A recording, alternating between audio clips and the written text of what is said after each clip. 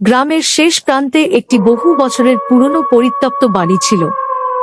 লোকজন বলতো সূর্য ডুবে যাওয়ার পর ওই বাড়ির কাছেও যাওয়া উচিত নয়। এক বর্ষার রাতে সাহসী যুবক রাহাত হাতে টর্চ নিয়ে বাড়িটির ভেতরে ঢুকল। চারদিকে ধুলো, ভাঙা আসবাব আর মাকসার জাল।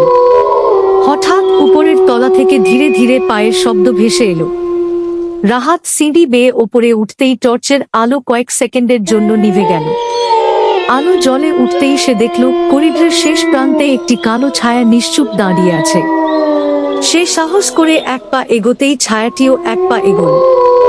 রাহাত দৌড়ে নিচে নামতে গেল, কিন্তু নিচতলার দরজাটি নিজে থেকেই ধীরে ধীরে বন্ধ হয়ে গেল। ঠিক তখনই তার কানে একটি ফিসফিস শব্দ ভেসে এলো। এতদিন পর কেউ এলো। রাহাত ঘুরে তাকাল। করিডোর ফাঁকা, কিন্তু ধুলোর ওপর স্পষ্ট দেখা গেল দুটি নতুন পায়ের ছাপ।